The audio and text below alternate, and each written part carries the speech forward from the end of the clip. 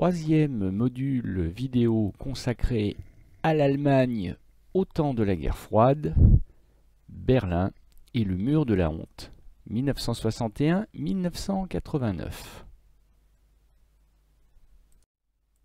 Au cours de la vidéo précédente, nous avons vu que l'émigration des Berlinois de l'Est vers l'Ouest battait des records absolus, ce qu'on appelait les passages à l'Ouest, que plus de 2,5 millions d'Est-Allemands étaient passés à l'Ouest depuis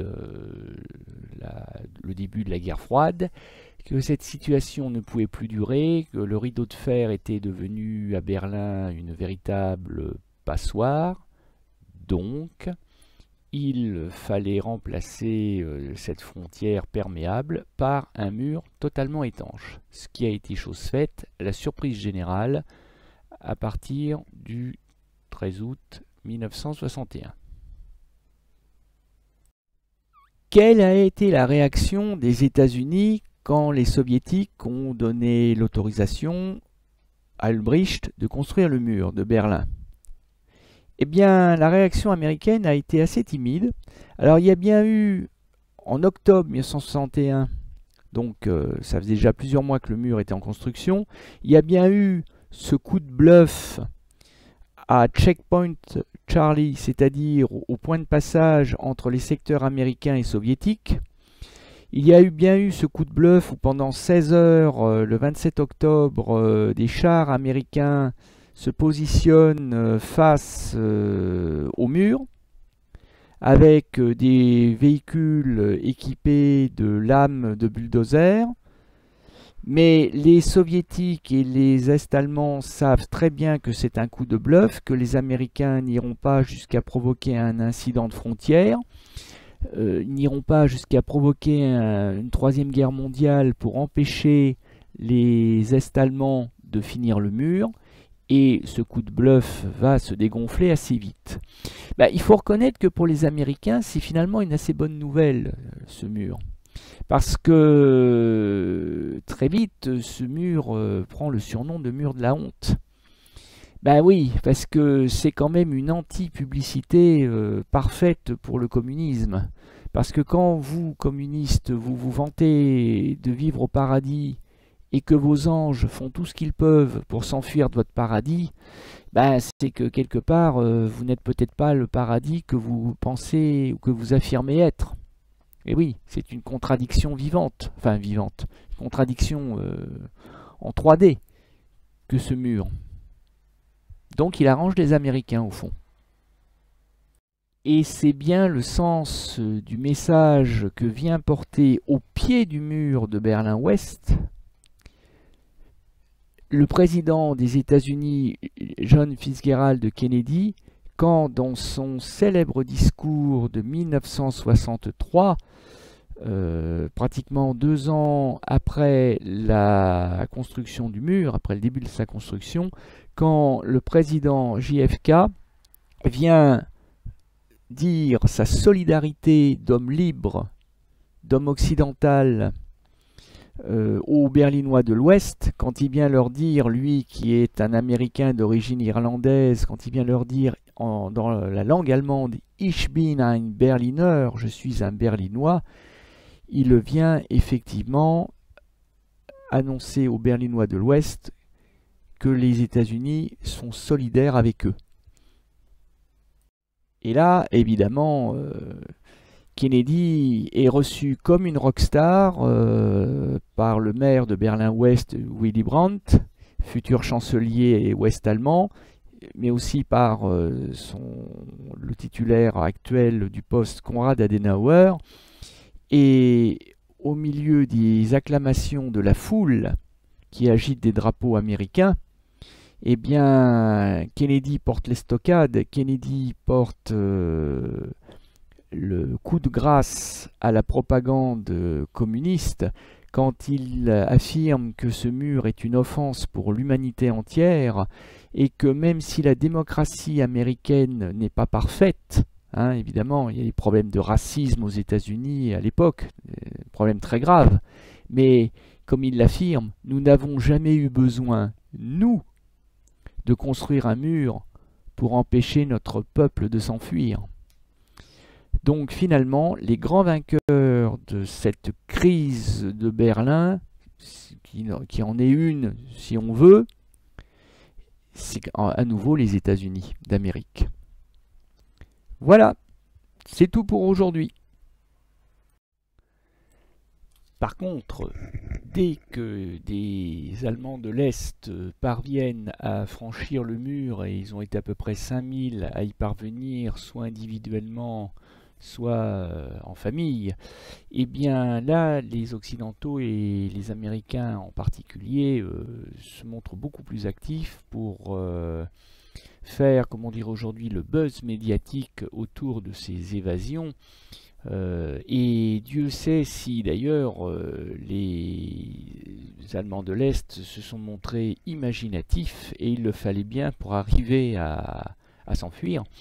Donc on a vu de tout, des gens qui ont franchi la Spree, une rivière de Berlin à la nage, on a vu des gens creuser des tunnels sous le mur de Berlin, on a vu toute une famille en 1979 s'évader en ballon, et oui, carrément, ça manquait pas d'air. Il me semble que 2 jours avant la chute du mur, mais ça, le candidat à l'évasion ne pouvait pas le savoir, il y en a un qui est passé en ULM, fabriqué maison, et ma préférée, c'est quand même peut-être cette jeune femme qui a réussi à franchir la frontière dans un coffre de voiture, caché dans 2 valises collées l'une à l'autre, et oui, il fallait quand même y penser. Et tous ces gens-là deviennent, un peu malgré eux, des héros de la propagande anticommuniste orchestrée depuis l'Ouest. Pour la plupart des candidats à l'évasion, eh bien, le sort ne sera pas aussi favorable. Ce sera la prison pour la plupart d'entre eux, mais parfois c'est la mort qui est au rendez-vous, comme le 17 août 1962 pour Peter Fechter, un jeune berlinois de l'Est âgé d'à peine 18 ans, qui est abattu par les VoPo, les gardes-frontières est-allemands, au moment où le jeune homme tentait de franchir le mur. Il va rester à l'agonie pendant près de 50 minutes dans ce no man's land qui sépare les VoPo des GIs américains. On en aperçoit un sur la photo de gauche, nous sommes donc côté occidental. Le GI a le doigt sur la gâchette, ne sachant trop que faire. Du reste, il n'a pas le droit de se rendre dans le no man's land. Ça pourrait être une violation très grave, pouvant conduire à, pourquoi pas, un conflit, on ne sait jamais. Et donc au bout de 50 minutes, les VoPo vont aller récupérer à la va-vite le cadavre de Peter Fechter, qui va devenir le martyr, le martyr symbole du totalitarisme communiste. Il sera donc présenté par la propagande américaine en particulier comme le héros mort pour la liberté. Il faut dire que, passé l'improvisation des premiers jours, où on est passé de la peinture blanche, comme je vous l'expliquais, au parpaing et aux éléments de maçonnerie ajoutés à la va-vite, eh bien, le mur de Berlin devient un véritable monument, pas au sens artistique du terme, mais au sens, comment dirais-je, volumineux, massif, puisque le mur mesurait jusqu'à 3,60 m de hauteur, mais c'est pas tellement sa hauteur qui est remarquable, ni même sa largeur, puisque En réalité, au fur et à mesure des années, plusieurs murs vont s'additionner sur plus de 10 mètres de large. Non, c'est surtout les longueurs, la longueur. Le mur sépare Berlin-Ouest de Berlin-Est sur 43 km. Ça, c'est quand même impressionnant. De la même manière que l'on a aussi séparé également par un mur la frontière de la RDA de Berlin-Ouest. Et là, c'est 112 km de murs supplémentaires. Ce qui fait que près de 200 rues de Berlin étaient littéralement coupées en deux, ce qui n'a pas dû d'ailleurs arranger forcément la circulation dans l'ancienne capitale allemande.